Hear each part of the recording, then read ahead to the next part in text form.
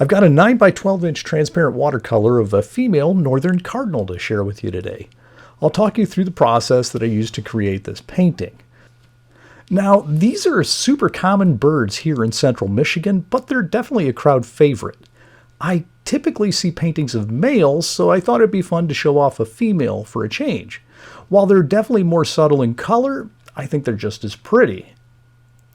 Before wetting the page, I pre-mixed all of my background colors. I kept these handy throughout the painting and frequently used them when mixing other colors as I went along. I mixed up a light sky blue with cerulean blue and ultramarine blue. My brightest yellow was lemon yellow. One well had lemon yellow with a little phthalo green. Knowing that I was going to have a fair amount of reds and browns on my cardinal, I added some chrome orange to the palette so I could warm up specific areas of the background. I had a desaturated green made with yellow ochre mixed with my sky color and some ultramarine blue. Finally, I mixed a dark color for making blurry branches. That was made with Indian red, phthalo blue, and some of my desaturated green mix as well as some phthalo blue. I started the painting by transferring my main foreground lines to the watercolor paper and masking it off with liquid Frisket. Wanting a smooth, blurry background, I pre-wet the paper with water in preparation for a wet-on-wet wash. I used a block of Kilimanjaro 140-pound bright white cold-pressed paper for this project. Once I was convinced that the paper was evenly saturated, I started to wash in my colors starting at the top of the page and working more or less to the bottom so gravity would help pull the paint evenly down the paper. I used a clean 1-inch flat brush loaded with my sky color, then switched out to my various yellows and greens. While the page was still wet, I added in some more greens to pick up the saturation. To prevent backruns, I wicked off any puddling paint with a dry brush. I also removed any fuzz or dust that landed on the painting. We have a 65 to 70 pound dog that's a huge snuggler. This means that I'm often battling dog hair that magically falls onto the painting. If you miss one and leave it on the page, you'll likely end up with a dark spot as it dries. Using a dry paintbrush can make pulling them off easier, but they do seem to really grab onto that wet page. While the paper was evenly wet, I used my darkest color and a number 2 round brush to bring in some quick suggestions of blurry background branches. These should mix on the page, softening their edges, giving an out-of-focus feel. Once that was in, I hit the page with the hairdryer. Washes always end up a bit lighter after they dry. I was looking for a bit more color saturation, so I washed in some more intense colors with the number 4 round brush, and then hit the edges with water to soften any hard lines, followed by the hairdryer. I did this to a few places to bring the color saturation back to where I was wanting it. Once I was happy with the background, I hit everything with the hairdryer to be sure I wouldn't pull up any of the paper when removing the Frisket.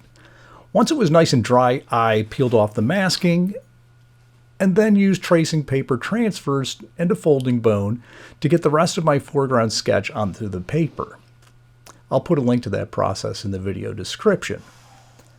Now I was all ready to start on the foreground. I started by washing in my lightest local colors for the branches. I used a number 2 round brush and some of my pre-mixed desaturated green with a bit of chrome orange as a base color. I spared the highlights on the top of each branch.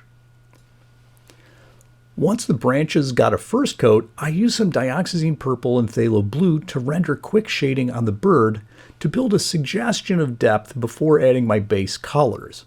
I used that same color mix to add a glaze of shading to all of my branches. These common tones for shading should really help unify my colors down the road. Female cardinals have pretty complex coloration compared to the males. I started with some desaturated chrome orange and yellow ochre premixes, desaturated with some green and my darkest premix color. The female bird's backs shift to a more greenish brown. I used some washed out cadmium red medium to start adding my reds to the wings, tail, and beak. Much of the detail on this painting was in the branches, so I gave them more attention at this point, glazing in another layer, this time with a brownish color and some cadmium red desaturated with a little dioxazine purple and my darkest premix. For the darks on the bird's face, I used a glaze of Indian red, phthalo blue, and dioxazine purple. I continued to use that same color for darkening up many of my shadow areas. Long term, I plan on controlling the appearance of depth by selectively choosing which areas have the most saturation, contrast, and detail. I'll render that slowly in many light glazes of color. I warmed up numerous areas on the branches and then started glazing in more bird details, adding more light glazes of cadmium red on the bird's cap, beak, wings, and tail. From here out, most of the painting was done by glazing many of the same series of colors in tons of light layers. I darkened up the branches under the bird for more intense shadows. Then warmed up the branches and bird with some desaturated oranges. To carry in some of my bird's reds to the branches, I brought in additional warm darks using Indian red and permanent alizarin crimson. For the really dark areas, I added in some dioxazine purple and phthalo blue mixed with Indian red. I went about carrying in more of those warm orange browns to the other branches. This should help them harmonize with the bird's colors. I've really taken to using Indian red lately. It's really handy for mixing browns, darks, and for desaturating cool colors. You can paint without it, but it makes for quicker mixing, and I plan to keep it on my palette in the future. I frequently bounced around the page, working on the bird for a bit and then giving attention to the branches. This should help things get developed with even amounts of detail. A lot of the feeling of depth came from allowing some areas to have less sharp edges, detail, color saturation, and contrast, while others had more. The bird in particular had lots of super darks near lighter feathers to pull your eye in. To keep some branches fading more into the background, I kept the difference between my lightest and darkest colors lower, and consciously avoided a lot of detail and any super saturated colors. On more foreground branches, I'd brag up the colors and contrast more. I added a lot of strong color to the shadow on the branch right underneath the bird using permanent alizarin crimson, Indian red, and dioxazine purple. Then used some similar colors to the bottom edge of the main branches with some added phthalo blue. This should add some good visual definition and interest. I've painted Northern Cardinals a number of times, but have only painted a female once before as part of a pair. The males are way easier to paint because of the lack of a lot of subtle color shifts that you find in the female. To get the males right, you just brag up all the colors and it looks awesome. Choosing a background for the males, well, it seems like you just can't miss. They look great on everything. If you choose a gray background, those reds just pop more. What looks better than a red cardinal on a snowy backdrop? You could also go color opposites with greens. Everything seems to work.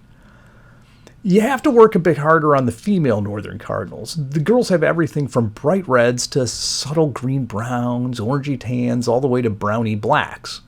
The flight feathers in particular have gentle shifts from pale reds to greenish browns. Getting that right takes a lot of glazing. They're definitely a challenging thing to render. I got the photo reference for this painting right out of our kitchen window on a fall day. I really liked the warm light created by the yellow leaves, and the bird had a noble looking pose in a few of the shots. My photos did have a gray whitish sky mixed with the yellows, but I chose to add a little more subtle blue when making the painting. This invited me to use some of those blues and purples to the shadows, which might have looked out of place with the white-gray sky. Having those colors as a complement to the yellows and oranges was really useful for adding interest. I'm not a fan of gray shadows.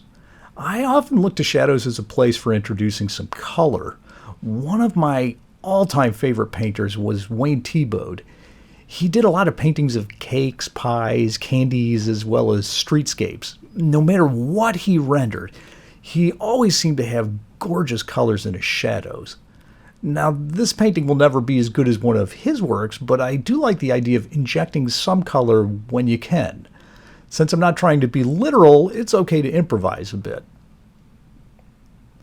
Later in the painting, I was adding more definition with darks and building in more color saturation and detail with darker, more saturated colors. For the tiniest details like the area around the eye and feet, I did break out the 10-aught brush. Generally, a number 2 round brush can do almost all the detail work in a painting like this, but some really fussy areas are the domain of the micro brush. If I can get away with a number 2, I always use it because they just hold so much more pigment. With the 10-aught brushes, you're continually reloading paint, which can be really annoying. Occasionally, the tiny volume of pigment seems to have dried up on the way between the palette and the paper. A really sharp number 2 round brush can have a really sharp point, but holds a decent paint volume. Late in the process, I rounded out the bird's belly more and added some shading to the back and flight feathers. Otherwise, it was mostly working around the painting, selectively sharpening up small details and edges. And after a while, I ran out of problems that needed my attention and thought it was pretty much finished. So I signed the painting and, as usual, found some other areas that needed a little more work before actually finishing. Well, thanks for watching this painting take shape. Working on that bright yellow background was a lot of fun. It was also nice to give the female cardinal some well-deserved attention for a change. I'll put in a link below to sign up for a newsletter with some watercolor tips and other information. If you enjoyed the video, please subscribe to the channel and give it a like. It really helps. I hope you get a chance to get out the watercolors soon.